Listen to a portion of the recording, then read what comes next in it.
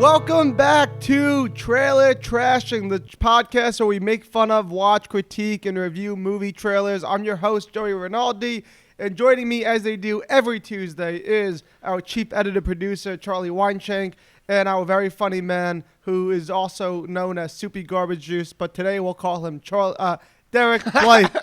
I almost called you Charlie Weinshank again. That would have been ridiculous. That would be ridiculous. You never confuse our names, Joey. I always confuse the names. Guys, welcome back. We haven't recorded an episode like in 2 weeks. Derek, you've been in Florida? How is Florida? Yep. It's dumb. It's dumb. That's all you have to say? Yeah, people are testing positive for coronavirus and then going out to bars rather than lose their freedom. So it's growing exponentially there. I was there seeing family, and then they immediately said the travel order for New York: if you come back, you have to be legally alone for 2 weeks. So it's day 2 of being legally alone. Before you were alone, but it just wasn't legal. Now it's mandated. But was it cool going back home now that you have all this fame and success from the podcast? Was everybody like, oh my God, hometown boy with the famous podcast? Or have we not hit on in Florida yet? We've got a little base there. Shout out to Pensacola. Shout out to the boys. I think Pensacola is a type of ham, right? What? Pensacola sounds like a nice soda. Like, I'll take a cold Pensacola. That's what everyone says whenever I say where I'm from. Yeah. So congratulations on being a cliche. I never said I was the most clever funny man. You're from Pepsi-Cola, Florida. I guess people don't usually say it sounds like a type of ham, huh? But you know what's fun is our third movie today was filmed a town over, a town that I've been to a lot. Oh, yeah? Well, you can talk all about your love for Florida when we get to that movie. But let's introduce today's theme. Today's theme is gaslight. I still don't know what gaslighting actually means. That's why I have Derek and Charlie here. Can you guys explain to our audience who's as dumb as I am, who doesn't know what gaslighting means? Take it away. So gaslighting is a term that was coined after the movie Gaslight, which I believe is our first movie of the day. It's our first movie, and I chose the first movie to be Gaslight so I can learn what gaslighting is. Yeah, I think it's a smart move, because if we're doing the whole, I mean, honestly, every other time we've done a theme, we usually purposely don't do like the titular movie or like, the quintessential movie of that theme. But today we're doing it to cue everyone in on what it is. So Derek, over to you with the weather. We haven't explained what gaslighting is yet. So gaslighting is the torch. Every time Joey gets a little too big for his britches, I convince him that he's crazy. So I gaslight him all the time to bring him down a notch. It's essentially gaslighting is it's lying to someone over a long period of time to make them think they're crazy in order to control them, basically. So you never loved me, Derek? What? So you haven't loved me this whole time, have you? Be quiet. You're crazy. Oh no. Yep. It's like if Joey says, "Hey, let's have some lunch," and me and Joey go get some lunch, and then we get back to Joey's house, and Joey goes to me and goes, "Hey, Charlie, when are we having lunch?" And I go, "We just had lunch." And Joey goes, "What are you talking about, you crazy person? We haven't had lunch. Let's go get some lunch." And me feeling crazy and just going along with it because I don't know what to think, I go and have a second lunch. I know it, Doc. I know I had lunch. I'm full. Wait, I have a question. Can there be a gaslight situation that doesn't involve me, or is that impossible? Be quiet, crazy. And there's nothing that Joey thinks of that can involve him. It's all about you, Joey, okay? It's all about me. I'm really happy. Solipsist. We're all live in his mind. So I guess today's theme comes from the movie Gaslight, which the one we're gonna watch the movie trailer of is the famous Gaslight from 1944. But the craziest thing about it is Gaslight was actually a Broadway play that wasn't successful. Then they made it a movie in 1940. That movie wasn't successful, and then it wasn't until 1944 when they remade the movie. Wasn't the first movie a British one?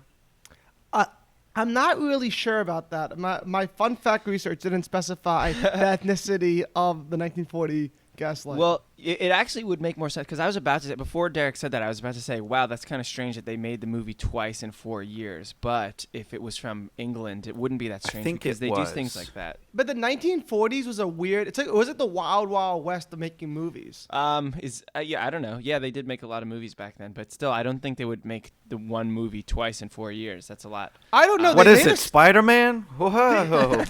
Did they make A Star Is Born like 5 times in the 40s, or am I making that up? A what?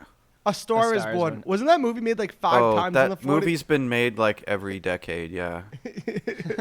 That's 10 years. Girl, get famous.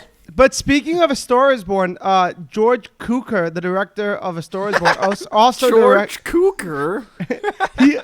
Well, how do you pronounce his name? I can't know. like I can't think of a normal way to say that name that doesn't sound goofy. Cukor? George Cukor. George Cuckold. Yeah, he directed Gaslight. So let's watch the. I think we should watch the trailer of Gaslight. Damn it! Roll it, boys. Roll it.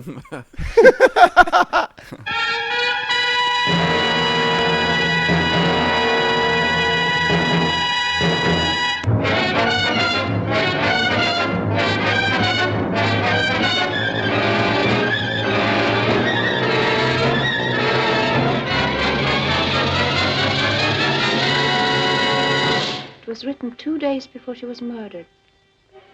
Where did you find that? In this score, she must have left it here. It's written by somebody called Sergius Bauer. Give it to me. He said I wasn't any liquor. He said I was going out of my mind. Not going out of your mind. You're slowly and systematically being driven out of your mind. But why? Why? Oh, that's wonderful. And you thought I was being cruel to you. Keeping people away not from cruel. you. Making you a prisoner. Oh, you're the kindest man in the world. I'm sorry. I'm sorry. I'm sorry. I'm sorry.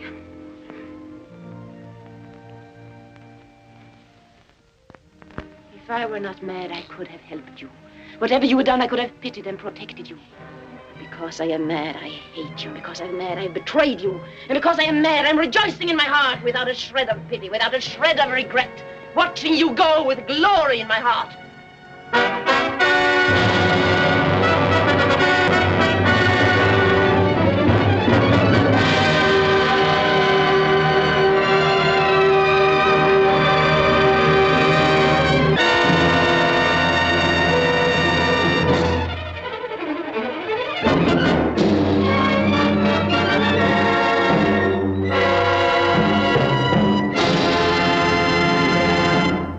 Great trailer.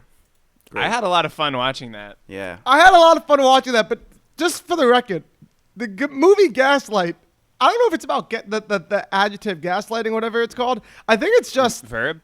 You mean the verb? no, verb. I don't think it's about the verb gaslighting. Yeah, verb. I think it's just about a very, very abusive relationship. That guy was he was just verbally abusing this lady left and right. Joey, let me cue you in on something. That's what gaslighting is. It's not a good thing. Wait, why? It's bad. It's very bad. Why are we sexualizing domestic abuse? Let's just call it domestic abuse. Why do we have to give it this fancy word and be like, oh, it's so sexy, gaslighting? Well, okay. Ooh. It's not sexy. It's just mean. It's just rude. I would hate that. Yeah, you would, wouldn't you? But it's the thing is the term doesn't only apply to abusive relationships. The whole thing is just that it's a term coined after this movie where it's about an abusive relationship, and the abuser is having total control over his partner, this Ingrid Bergman character. And the way he's doing it is he's completely controlling her by telling her that she's wrong all the time, that he's right and she starts to believe him, and she like kind of goes crazy because like every time she thinks something's happening, he's like, no, it's not happening. You're wrong. It's totally fine. Everything's cool. And then she's like, oh, you know what? I think you're right. And yeah, so that's where the term came from. So the trailer was fun. Derek, what language were they speaking in that trailer again? They were doing a transatlantic accent. Like whenever you see an old movie like pre-1950s and you're like, why are they talking like that? Did Americans just sound like that? And I think it had to do with when we moved over to talkie pictures, there were a lot of stage actors. And so Hollywood as a whole, they couldn't decide on like, do we do these stage voices or what? We have microphones now. And so it kind of evolved into that. I think it's called transatlantic because it's like New England / London, you know. It's somewhere in between. That, and also Ingrid Bergman was not American. Ingrid Bergman is also Swedish or something. Can you say Ingrid Bergman the way you said it earlier, Derek? Ingrid Bergman. It makes me giggle every time. And Charles Boyer. Oh yeah. So why would they have to speak this way in the theater in the first place? I don't understand. Like, because on stage it's not realism like in a movie. It would be you'd have a voice on. Yeah, the way people act in like musicals and Broadway and everything is totally different than in movies because it's there's a lot less subtlety where you can see up close on a camera, like a close-up of someone's face, and it's like the subtleties of camera acting are like, you know, small facial movements that won't pass on a stage when everyone's sitting like, you know, hundreds of feet away. So you have to kind of like emote a lot with your voice. Yeah, and your face needs to be bigger. That's why, like so many silent film people weren't able to transfer over to talkie pictures. Yeah, because their acting was so big, and then they weren't used to doing their voice. Only Charlie Chaplin happened to have an amazing voice too, so he went on to make great work. Should we change the name of the podcast to Teaching Joey About Film? Teaching Joey About Films. Hi, I'm Joey. That's me. Sometimes I get confused. There was a lot of overcompensation though in silent films, and in this podcast. But let's get. I think we should move on to the ratings. Yes, I would love to. My absolute favorite part of this trailer was how most of the trailer, for those who couldn't see what was going on, you heard like a chunk of speaking in the middle, and there's a lot of music before and after. Well, most of the trailer they spent introducing the same three people. There was over and over. And then at the end, Angela Lansbury comes, his huge star. We don't see her till the end. Yeah, I don't know what she does in it. It's just like those cue cards over like someone walking down the stairs. Ingrid Bergman, starring Charles Cotton. It's like they thought people back then had like really bad short-term memory, and they just had to keep on reminding them who's in this film. Well, they probably look down from the screen a lot to take puffs of fresh cigarettes, doctor approved. Yes. If you're feeling sick from this corona thing, smoke cigarettes. Smoke trailer trashing brand cigarettes. They're for children, too. Doctor ordered. Now in bubblegum flavor for the young ones. Tasty, tasty. I'll give this trailer an 8. I'm gonna give it a 7 because even though it made me want to see it a little bit, all the domestic abuse really turned me off. So I'm giving it a 7. I'd love to see this movie. You love domestic abuse. Oh, Joey, I got some news about the rest of these trailers for you. Oh, yeah, that's true. Oh no! Wait, also, why do you have a bigger problem with this than the Charlton Heston slapping around scene? Yeah. Okay, true. all right. The You belong to me. The Charlton Heston slapping around scene. There's something sexual with Charlton Heston that I did not. So it's okay feel. if it's hot. Yeah, exactly. No offense, Charles Boyer is not getting my panties wet or anything, but Charlton Heston, oh my God, tie a noose around my neck. Let's get started. But also, I'd like to point out, I don't think this movie is really condoning the emotional abuse in this relationship. It's a drama about how bad it is. It's like don't rewrite history, Charlie. He's the villain. He's the villain in it, man. Yeah, he's literally a bad guy. It's like, I don't know, I just felt like I should say that because after you had said, oh my God, this is about emotional abuse, like maybe I'm not trying to bring my home life to the theater with me.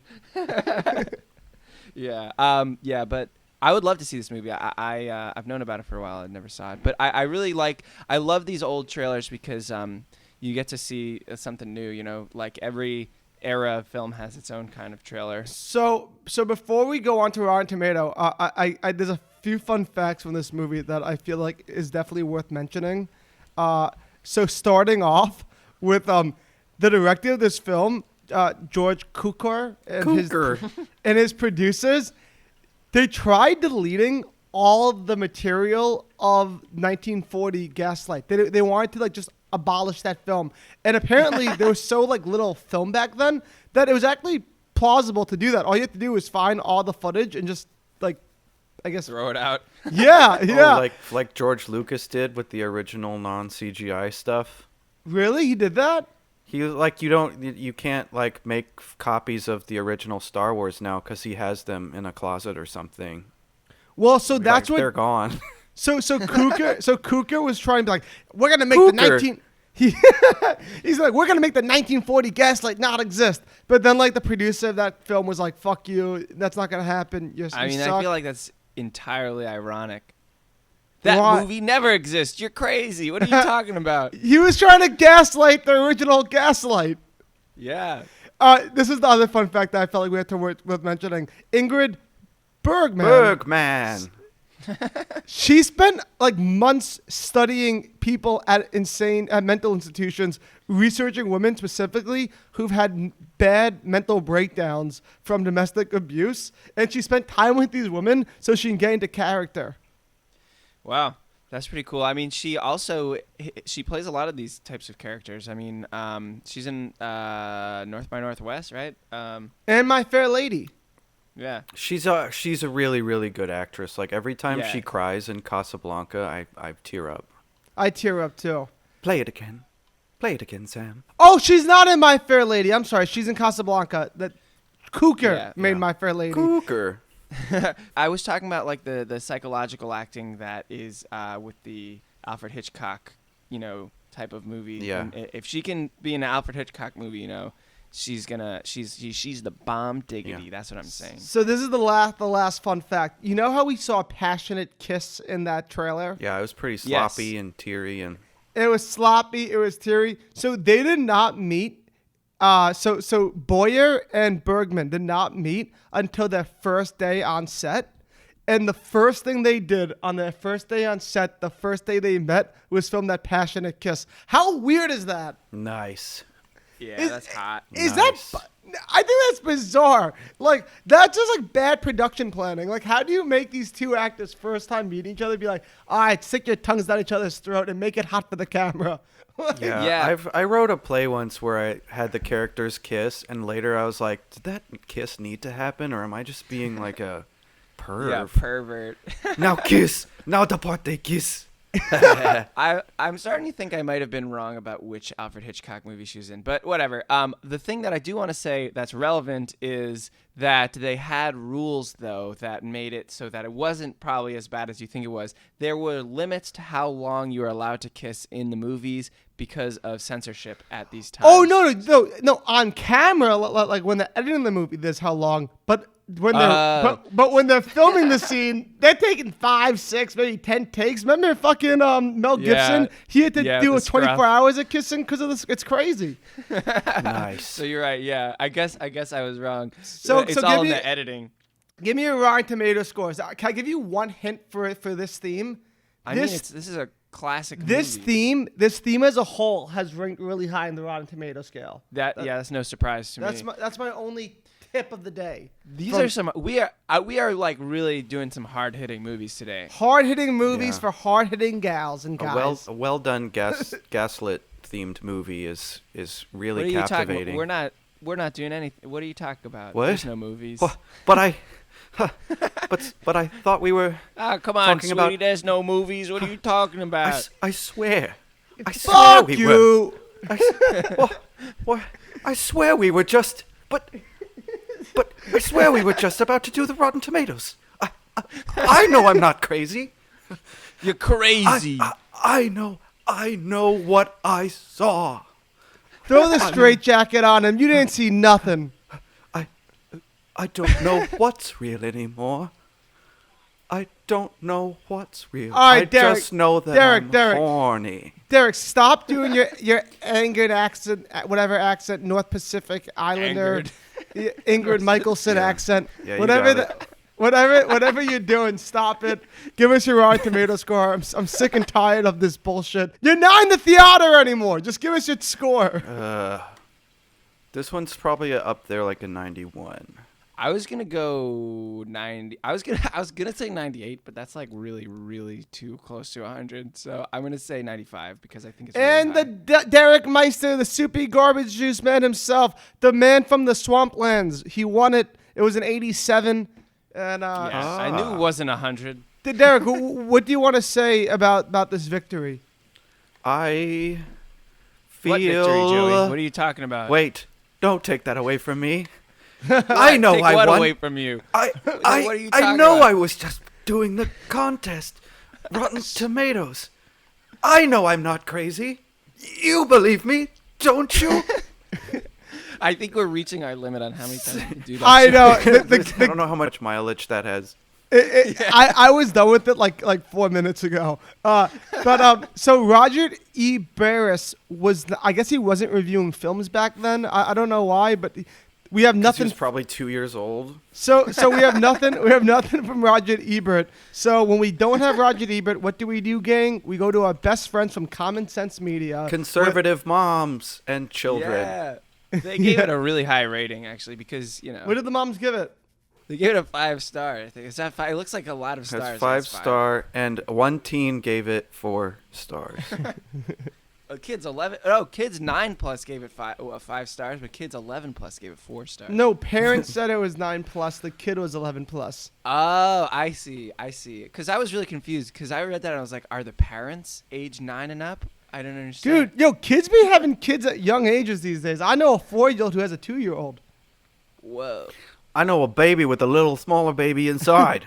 Yo, these babies are like Russian dolls. They just keep coming out of one another. Now that's crazy. All right. What parents need to know. Parents need to know that Gaslight is a classic suspense movie from 1944 in which Ingrid Bergman plays a woman who is being slowly driven insane by her manipulative husband.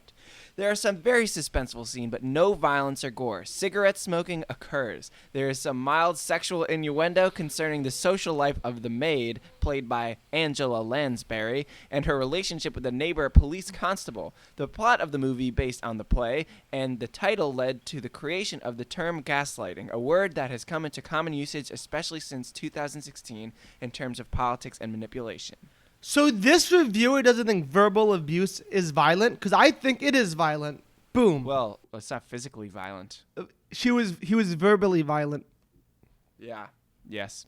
And what did the kids say? The teen said, It's super unique. he says there's a gunshot, but there's nothing graphic.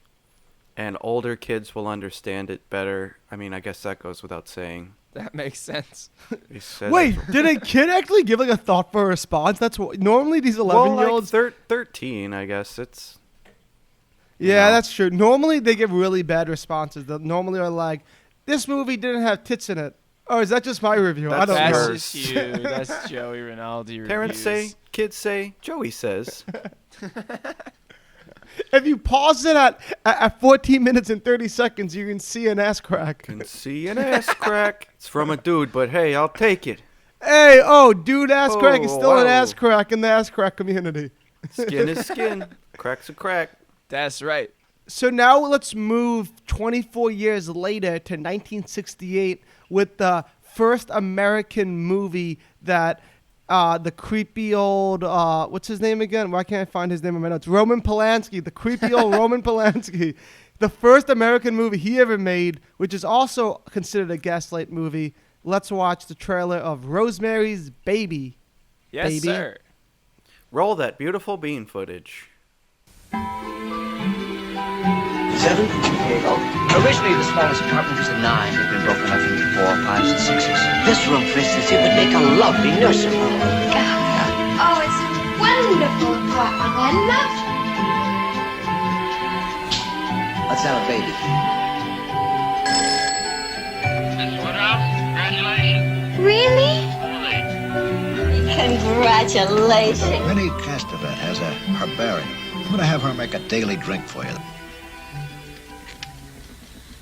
You're pregnant.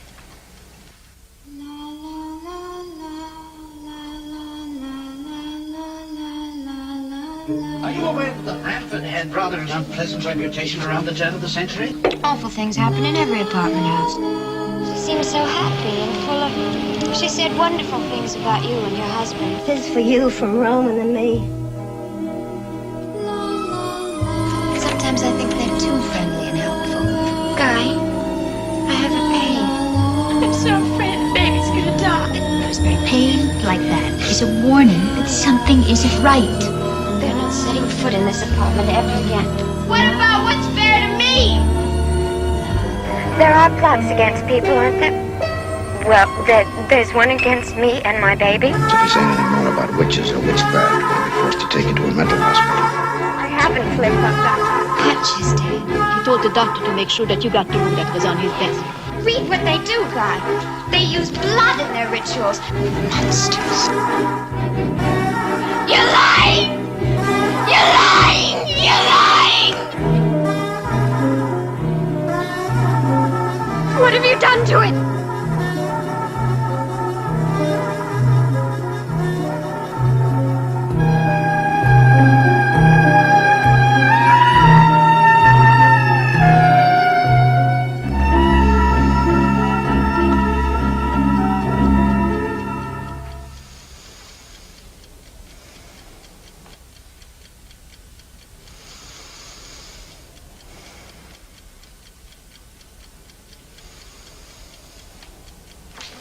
Man, that was a really compelling trailer. Hot diggity dog. That was a thriller of a trailer.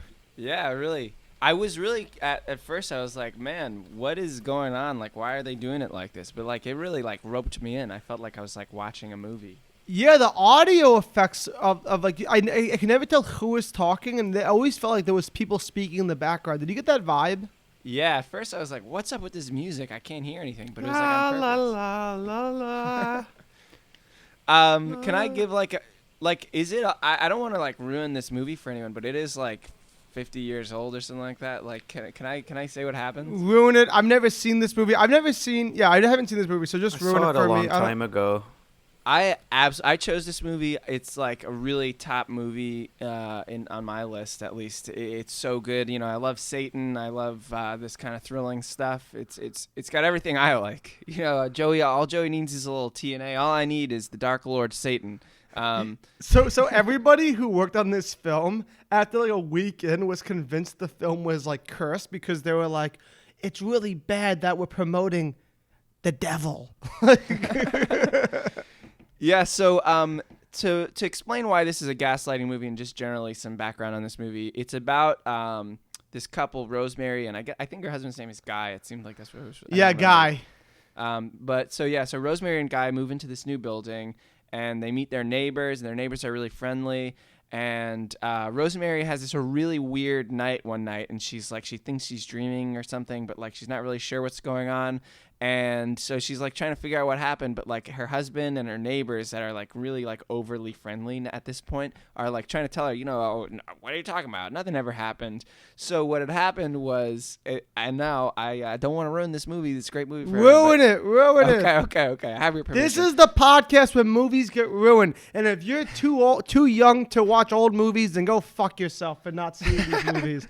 Well, this podcast isn't necessarily where movies are ruined, but if it's old enough, fuck you if you haven't seen it by now. Fuck you haven't seen it. Like, fuck myself Or for not seeing this movie. Do a like they do on YouTube, like do a all right. This is the spoiler part. Skip to this time, and that put a time in there in post to not hear the spoilers. Okay, so here's what happened. So Rosemary, her husband was actually in cahoots with the neighbors, and they were in a satanic cult, and they summoned the devil, and the devil raped Rosemary and implanted his bastard son into her. And she, the whole time, was like, what the fuck happened? And he was like, no, we had you drank a little too much. I got you pregnant. It's like, the funny part is this is from 1968. So it was like she was willing to accept that, like, no, it wasn't some weird devil Satan thing. It was that, I just got blackout drunk and my husband had sex with me and now I'm pregnant. And she's like, yeah, I'm pregnant. Not like, hey, what the fuck? That's fucking not cool, man. But so she got raped by Satan, and she was carrying the son of the devil, and her neighbors were manipulating her to only go to their doctors and wear her like necklace that had like these weird incense in them and all that. And the whole time she's like, what's going on? Why do I feel so weird? Why am I all of a sudden hungry for raw meat?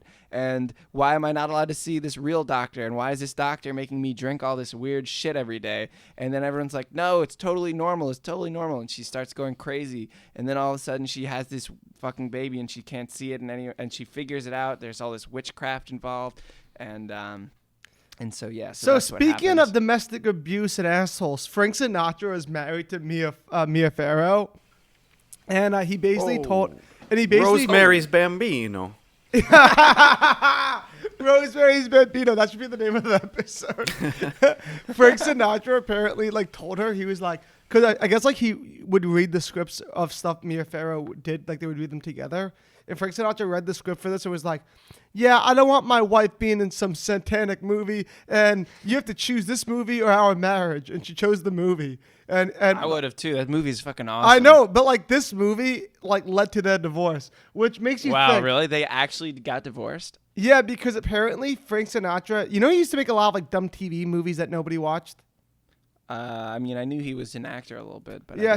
I guess he was making some like TV movie, and like she was supposed to be like his girlfriend, wife, or whatever in the movie, and like it was like filming in between of them filming Rosemary's Baby, and he was like, "You're really gonna shoot this dumb movie instead of my TV special?" And she's like, "Yeah, Frank. Like this is like a big chance. It's like an Oscar award-winning movie." And he's like, "Okay, any wife that chooses Oscar award-winning movies over my TV special, they get a horse head in their bed." Yeah, I know. And if it wasn't for Frank Sinatra, she probably would have not met Woody Allen. And that would She's like, forget it, Frank Sinatra. I'm hitching my wagon to the star of Roman Polanski and Woody Allen. And this is the craziest thing on the YouTube, on the movie trailer, YouTube comments. One of the comments is Woody Allen married Rosemary's Baby, and that just made me giggle a bunch. Wow. Yeah, so one of my favorite lines from any movie is in this movie, and it's at the end when she finally gets to meet the satanic cult. She wants to see her baby, and she goes into the room where they have the baby hidden, and the whole cult is there. And she goes and she sees the baby, and she's like, "Oh my God!" And this old lady in the cult looks at her and goes, "Get that God shit out of here!" Honestly, did the baby say anything? No, the baby had like fins and stuff. Mother, I love you. That's like Smeagol. I crave cheddar. That is a very good Gollum impression. No, it's not. It was. It was a very good. It's not. Gollum. You're crazy. All right, this gaslighting bit is not funny. Like I'm sick of it. I know what I saw. Get that God-fearing shit out of here. It is funny. You know it's funny. You laughed. So I'm gonna rate this movie. I'm probably gonna give this movie trailer a 9. Like I fucking am jazzed up to see it right now. Yeah, honestly, this Are we is allowed like to rate it well since it's Roman Polanski? Yeah. Oh, because it's Roman Polanski. Whatever rating you give it, you have to give it the backwards inverse. So I'm giving it a 0.9. I thought this was the most interesting movie trailer we've ever seen on this podcast because just like the format of the trailer was so different than anything I've ever seen. And I actually thought that they kind of made like a little movie out of their movie instead of kind of just like, boom, look at this. It's a good trailer. Boom, look at this. You're right. It makes you feel a little crazy too. Yeah, and it was like it's like it wasn't an advertisement because they took only like shaky cam footage from the movie, and the movie is not only shaky cam footage. So it was like really deliberate, and I thought that it was really cool. So I'm gonna give it like a 9.5. I don't know, maybe I'll give it a 10. I'll give it a 10. You know what, Charlie? I want to comment on that point. We watch so many movie trailers that we almost have like this movie trailer formula that like I think the three of us have like really come to understand.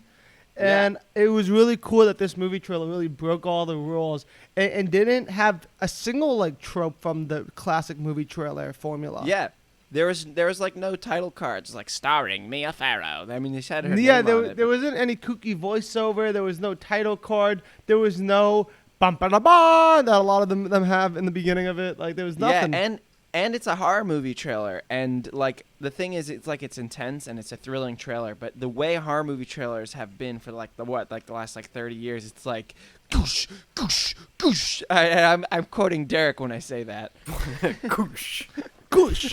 Right. Yeah, I think it's really interesting that the common term for gaslighting is controlling people by convincing them that they're crazy, or doing Munchausen by proxy or whatever. But these last two movies that we picked are people being gaslit into thinking everything's fine. Yes. When shit really is crazy. Yeah. Well, I think that's also the Munchausen by proxy thing is that's when you're led to believe that something's wrong with you. Like and you're sick, that one kid from It. Yeah, and when you're the bubble boy or whatever, the classic I can't go out. My mom says I'm allergic to You can never the leave trees. mother. You're very sick. You're a sick boy. You must stay here with mother and take your medicine. Yeah, I guess it's just the opposite side of the same coin. But I think that the whole thing with the gaslighting in these two cases is that it's with the kind of abusive partner where they're you're forced to stay with them because why would you leave if nothing was wrong, Right. And on that That's note, the classic term for speaking of a devil baby and blood and the color red and hauntings, baby. Let's play the Rotten Tomato game. That's right. Wait, Derek, what was your score for the trailer? Oh, I don't. It's too controversial. Say it. Say it, you Roman Polanski lover. We all know that Roman controversial. Polanski's a rat bastard who molests little girls or whoever he molested. He's a bad guy. We have to What is talk the trailer? now. We have to do a discussion now for 3 hours about separating artists from their art. No, this is not the podcast for that. That's the age-old debate. So we're not scared to get into that. Just I give it watch gaslighting trailers. I'll give it a careful 8. Arrest this man! No! He's in cahoots! No! I know I'm innocent. You have to believe me, officer. I know I'm not crazy. Well, so I know I'll this go bit first. is funny. I'll do it over and over until they laugh. Until Charlie! they all laugh. Give us the Rotten Tomato score. If this was Around the Horn on ESPN, I would have muted Derek so many times in this episode. So That is a reference I do not get. Yeah, baseball Sports. boy. I get one MVP baseball trophy in 7th grade. Now everybody calls me baseball boy. That was also me showing off. Yeah, that was a real humble brag. Baseball boy. I'm going to go really high on this one. This is a really, really excellent movie. Go for it. Go big or go home. I'm going to go 95. Derek, how would you counter? Why go big when you can go home? I'll do an 88. Wow, Derek, you're an idiot. Charlie, Shut he up. wins that. Charlie, it was a 96, and Wow. Charlie guessed 95. That's right. I love how close we're making the Rotten Tomato game this week. It's all tied up. I don't know who's gonna win the next one. I'm on tenterhooks, just waiting. But before we could get to the next Rotten Tomato game, we first need to hear from my favorite guy in the whole entire world, Mr. Jarer Bert E. What? Roger Ebert is back. He's I back. pronounce his syllables backwards for both of his first and last name. Get it? Yeah. Joro Bert E. I get it now. No. Joe Rogan. Wow, he Well, to start it off, he's back. Very exciting. And now I understand why I thought there were so many stars in the last one, because he gave this a perfect score of 4 stars. And so I was like, wow, why does that look like so many stars on the last, what was that, Common Sense Media thing? It was It's Common because Sense. I've never seen 5 stars before, because we've been looking at Roger Ebert this whole time. And he gave it a perfect, this one is perfect probably score. better to read the penultimate paragraph instead of the last one. You want to do it? I just want to point out that he reviewed this in 1968. That is a Wow. long time ago. Must He have been reviewed a this in young little 1968. skipper. July Young little 29. skipper skipping around viewing movies. Wow, exactly like however many years ago, because it's like July 29th today. Yeah. It's okay. Yep. July 29th. This is gonna come out in a while. All right, Derek, you can read it. Because I wanna have the heir apparent. I want to seem like I know what penultimate means. Oh, that's why. Penultimate. Oh yeah, right. I can agree. You go ahead and read it. Yeah. Everyone knows penultimate is my favorite town in Nebraska. Penultimate, Nebraska. It's where I get my best Should I read it? cornstarch. I'm read the it most pretentious member of this podcast. I hate listening to us back. I have to be very drunk to listen to us because I hate myself. Wait, more drunk? Murder me. Oh my Derek, God. do you have to be more drunk or less drunk than when you listen to Bob Seger in the bathtub? Oh, that's a good callback. But also, just not for me or anything. Just tell the viewers, the listeners, what penultimate means. I obviously know. Second to last. Really? I thought penultimate means like the best. It's just a more fun way of saying second to last. The last is I the always ultimate. The Omega. I see. La última. Okay, Mr. Omega Man, lay it on me. Should I read it in the transatlantic accent? No. Fine. No, I'll hate myself even more. The best thing that can be said about the film, I think, is that it works. Polanski has taken a most difficult situation and made it believable, right up to the end. In this sense, he even outdoes Hitchcock. Both Rosemary's Baby and Hitchcock's classic Suspicion are about wives, deeply in love, who are gradually forced to suspect the most sinister and improbable things about their husbands. They also have those dead-ass wagons in the back. Am I right, boys? He wrote that. That's what he wrote. Is Streetcar Named Desire also gaslit or not really?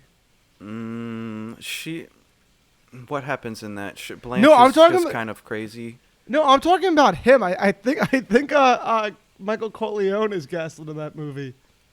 Brando. Brando. We had to. I had a little bit of trouble choosing which films to do this time because I wanted to do Gaslighting, and it's easy to confuse it with just straight up deception. Like if it was just movies about lies, then there are infinite amounts. But yeah, I would have done Inception or Shelter Island or something with Leonardo DiCaprio.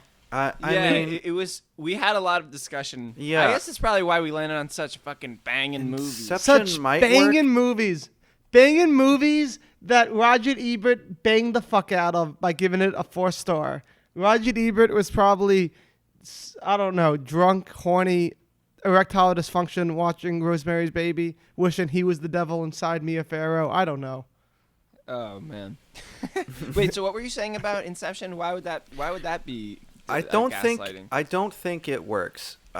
Because they're doing it all at once. They're convincing him of a thing and implanting an idea, but it's instant. It's not like over. But the idea was like weeks. He was like confused about like reality, right? Yeah. Like, am I in reality or not? It wasn't that like he wasn't in reality and they were trying to convince him like that he was. Yeah. Like, actually that would be a good example. The Matrix. It's like everyone's been gaslit to think that this Matrix is the reality, but I guess I don't know. I don't think that. Is it gaslighting if you're born into that reality and it's a false reality? That I don't know. I guess that's part of that's part of. That's a good question to consider over the next trailer, which is a bit of both. Little column A, little column B, little T and A, little T and B. And this is the trailer of the Jim Carrey classic, The Truman Show. Roll that beautiful beam footage. Comments are still headed. What else is on? Yeah, let's see what else is. Coming to you now from the largest studio ever constructed, it's The Truman Show! Yeah! Good morning! Good morning. Oh, and in case I don't see you, good afternoon, good evening, and good night. What if? No scripts, no cue cards. Morning, Spencer. How's it going? What if you were watched every moment of your life? How many cameras you got there in that town? 5,000. I believe Truman is the first child to have been legally adopted by a corporation. That's correct. Brilliant. What if everyone you knew was pretending? Hi, honey. Look what I got at the checkout. Dishwasher safe. That's amazing. What if your world was make-believe? Cue the sun. while the world he inhabits is counterfeit. I'm not allowed to talk to you. That's how I look. Not your type. There's nothing fake about Truman himself. What if you didn't know it? Until now.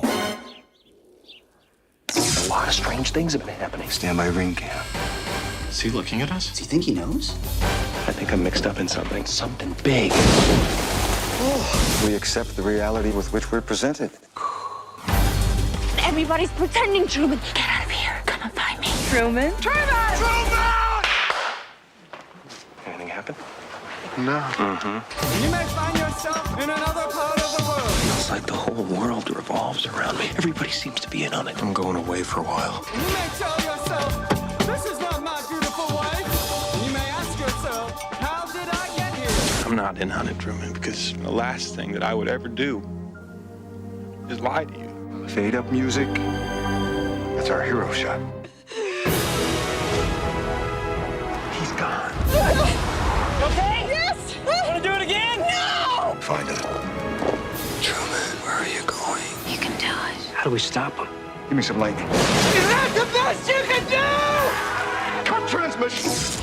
I like your pen. I was wondering that myself. Jim Carrey. The Truman Show. Watch what happens.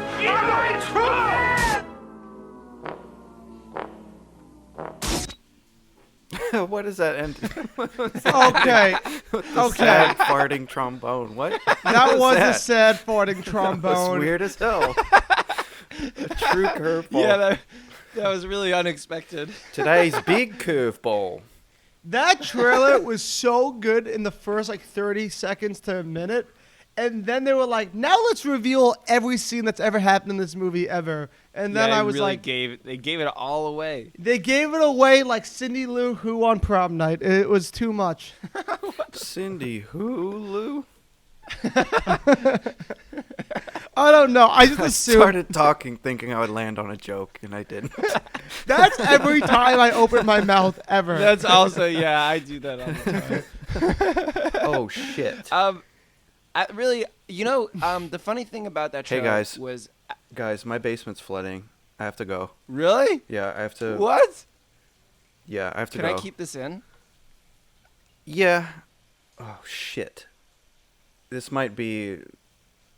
Yeah, I might have to, take the computer and everything upstairs. Okay. I gotta take care of this. Do what you gotta do. I wish I could Okay. help you, but I'm physically not with you. I gotta save all Yeah. this equipment, so, Go. Okay. damn. Bye-bye. I'll Say take bye a to everyone on picture the for podcast. Patreon. Bye, yeah, everybody. It was nice doing a podcast. And take a picture for the Patreon. Yeah. Oh, my Oh, God. my God. Good luck, man. For the That's Instagram. crazy. Take a picture. I want to put this on Instagram. Okay. Bye. Bye, guys. Bye. I have to go. Bye-bye. Wow, that's crazy. So Derek is officially gone. His basement, as you heard, is flooded. He may be drowning in soupy garbage juice as we know it. And This is a podcast first. yeah, and so if you guys want to reach out to the Derek Blythe Flood Relief Foundation, look us. You can look it up on Instagram or email us.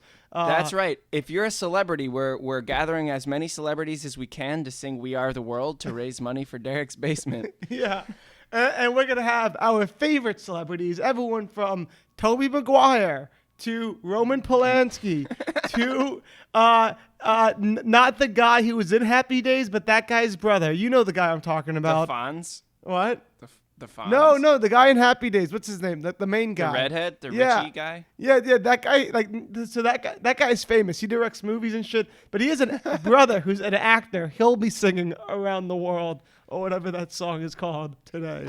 We Are the World. Okay, so I'll just say what I think about this trailer. The Truman You can Show say what you trailer. think. Yeah. So the Truman Show trailer made me remember just how fucking great this movie is, even though it kind of gave it all away. But also, I mean, I wish me and Derek could debate this out, but it is actually kind of right before we watched the Truman Show trailer, I had mentioned The Matrix, and he had said, well, does it count if you were born into this? Well, this movie is Literally. he was literally born into this fake reality. It's kind of like The Matrix. And so me and Joey like we're talking about before this episode, whether or not the Truman Show counts as gaslighting. And I was like, well, I don't really think so because he doesn't think but now I do. Long story short, I do think that this definitely counts because he's starting to figure it out, and the people in charge of the corporation that is making his life into a show and his wife and best friend. Yeah, well, because they're actors. Yeah, they're employees. So basically, they spend all this time trying to convince him that what he's figuring out about his life being fake is actually not happening, and that's totally gaslighting, in my opinion. Wait, I forget. Does he have sex with Laura Linney? I think they had a kid. So, like, is that prostitution or pornographic acting? Like, if she's I having, don't know. if she's having sex for money, like the whole thing's bonkers. Yeah, I don't know. I mean, it's not real, so it's a movie. But it's a great movie, and it's a really wild concept. We're not gonna play the Rotten Tomato game, but I'll just spoil the Rotten Tomato score. Do you want to guess it just for fun? Really high is my guess. Can you guess a number? Yeah, in the 90s. I think low 90s. A legit number. I'll go 92. It's a 95. You suck. That's so bad. I win. No one got closer than me. That's true. That's true. So I'm gonna give you a little fun fact, before we get to Roger Ebert, and then before we wrap this up. I miss Derek. Talking to just you. I miss Derek too. Yeah. Talking to just you sucks, dude. Like we have nothing in common. We have nowhere to hate each other. We have nowhere to start from. Outside of this podcast, me and Joey don't talk at all. We're enemies. No, we do talk about emo music sometimes. That's it though. Yeah. So we talk all the time. Okay. All right. We my mom tells me I have to call Charlie less because she thinks I'm being clingy. So these are the fun facts. It was originally titled the Malcolm Show, which it was going to be a very, very dark movie, and it was going to take place in New York City, and the lead actor was supposed to be Gary Oldman. Whoa! But the production that's so different. I mean, it's not that this movie isn't dark. It is a dark movie, but But apparently it was supposed to be like 10 times darker, and like the whole city of Manhattan was supposed to be in on it. Whoa, it's kind of like that escape. Like what's that escape movie? Escape from New York. Yeah. The guy, the main character is supposed to be named, what is it, Snake or something? Yeah, Snake.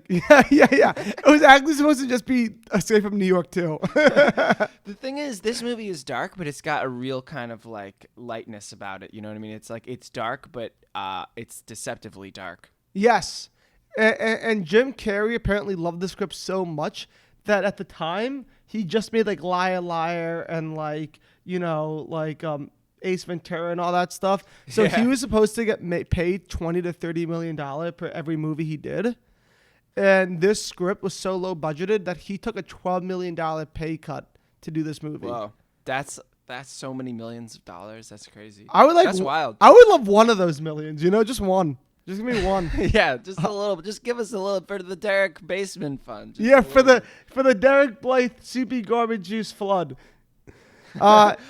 They tried making the world of the Truman Show look like a Norman Rockwell painting. Did you get that vibe? Oh yeah, totally. That makes a lot of sense. Yeah, which one? Is it like the park one? The one in the park? No.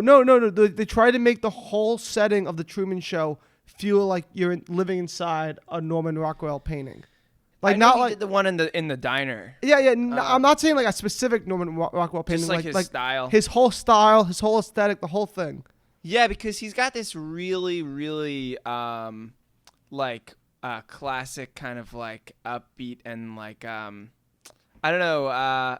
He does a lot of different stuff, but like he has that like family friendly thing. Like I'm looking. I googled it. I'm looking at some of them. The famous one with the cop sitting next to the kid. It's like very like wholesome. Well, Charlie, you must feel so high and mighty Googling Norman Rockwell paintings while your best friend Derek Blythe is on flood right now. Yeah, fuck him, man. I got Google. But my friend used to have this painting in his room. Not the original. But yeah, I think that that I just wanted to say before we move on that the choice to make it deceptively dark instead of just like full on dark was a really good call because it added a lot of nuance to the movie. So, you know the bad guy in this movie, Ed Harris, like the guy who's like, Yeah. I run this network, blah, I own. Yeah, you know how well I know him. He was the bad guy in National Treasure 2. Oh, that's your second favorite movie, of course. National Treasure 1 being your favorite movie. Yeah, that's right. Naturally. So Charlie, Ed Harris won Best Supporting Actor in this film. And this is the craziest part. Him and Jim Carrey were never in the same, like on set at the same time. They were never in the same frame. They didn't meet till like the premiere. Whoa, that actually is funny and makes sense because of he never met that guy, right? Like he's in like the bubble, like looking at him from afar. So that. Yeah, but isn't that crazy that Ed Harris, who won Best Supporting Actor of this film, wasn't really supporting him. They weren't in the same room. He wasn't supporting Jim Carrey at all. Yeah, it's a farce. It's a fucking farce. We gotta call someone about it. Ed Harris. They gaslighted Jim Carrey. Yeah, they gaslighted everyone in the fucking academy. They gaslighted the academy. He is the acting teacher, like the head acting teacher at my sister's college that she went to, Muhlenberg, and has a good acting school. I know a little about Muhlenberg. I spent some time up in PA. Doesn't Muhlenberg sound like a school invented by incest people? The Muhlenberg School. Where, it probably was. Where we keep it in the family. Everyone who goes to the school will take on the family name of Muhlenberg. Should we get onto the Ebes? Yeah, we can go to Babyface Ebert, see what he has to say. In 1998, in June, he gave this another perfect score, 4 out of 4. Wow, we're having a perfect day, except for Derek, whose life is imperfect right now. I can't believe it. I just need a moment to just say how shocking that it is. It's all sinking in now as Derek is sinking into his basement. How it's just out of nowhere. We were just having a fucking great podcast about these awesome movies. He was like, "Oh boy, my fucking flooding basement. I'm dying. Help." Yeah. So it's safe to say that Derek probably died like 10 minutes ago, right? He's gone. He asked us for help. He was saying, he was screaming, "Help! Help! My basement is flooding." We go, "The show must go on. See you later." Yeah, honestly, he's a kind of a dick for leaving the show. If my house was flooding, I would have finished the show. Yeah, we had, like 10 minutes left? 10 minutes? Yeah, fuck that guy. So I would say start from the third to last sentence, because the last 3 paragraphs are all like... one sentence, yeah. Yeah, so I would say start from the third to last paragraph. I enjoyed The Truman Show on its levels of comedy and drama. I like Truman in the same way I liked Forrest Gump, and this is where Derek would go... something to bit me. We're nothing without him. I know. Let me try to fill in for Derek. Okay. I'll say Forrest Gump and you'll go, "Oh no, something bit me." So no, I want to be Derek. Let me. So okay, Forrest Gump. That's your cue. Forrest Gump. Stop cutting me off. All right, start from the sentence all over again. I enjoyed The Truman Show on its levels of comedy and drama. I like Truman in the same way I like Forrest Gump. Something jumped up and bit me. because he was a good man, honest and easy to sympathize with. Now say something wacky. Wacky. But the underlying ideas made the movie more than just entertainment. Like Gattaca, the previous film written by it's pronounced Gattaca, Charlie. I feel like Derek always says something douchey and pretentious about stuff like that. All right, we gotta get through this. We can't keep this up. It brings into focus the new values that technology is forcing on humanity. That's true. It actually had that sort of sci-fi kind of thing going for it, because we can engineer genetics, because we can telecast. Oh boy, of course. Ebert's talking about genetics again. I feel like Derek always gets mad at Ebert at some point. Let me finish, God damn it! I'm trying to be Derek and Joey. It's confusing. But what are these Well, what are these good things to do? The irony is the people who will finally answer that question will be the very ones produced by the process. Yes. And I liked this review because it points out that while this is a comedy and a drama, it has the thing that sci-fi has, which is asking a big question and taking a movie to answer it. And it asks a question like, what will the lengths be that TV goes to make money, down the line? And I guess they answered it by saying they're gonna adopt a baby and do all this stuff. Yeah. So yeah. Something jumped up and bit me. Let's wrap it up. I think I think that concludes our gaslighting episode of Trailer Trashing. Look, what did we learn? We learned that a lot of gaslight no people. No one's safe from the storm. No one's safe from the storm. Derek's probably dead. Gaslighting normally comes hand in hand with verbal abuse. And if there's a devil involved... And emotional abuse. Emotional abuse. And if the devil's involved, odds are there's going to be some sexy time with a baby you never wanted or asked for. Yeah. And Jim Carrey will take less money if the film is good. That's what we learned. Jim Carrey's a true artist. Yeah, and Roman Polanski and Woody Allen are still pedophiles. True pedophiles. Thank you so much for listening to Trailer Trashing. I was Joey Rinaldi. That was Charlie Weinschenk, and flooding in his pile of his dead fetuses is Derek Blake. I meant to say feces. Not fetuses. But no, you should just own it. I'm owning it. He's in a floating pile of dead feces. I'm Joey Rinaldi. And follow us on Instagram. Give us a 5-star review on the podcast app. Follow us on Spotify. Tell your mom. Tell your grandma. Tell everybody you know about the podcast. And we'll be back next Tuesday with another episode. See you then, knuckleheads. Have a nice day. Something jumped up and bit me. Something jumped up and bit me.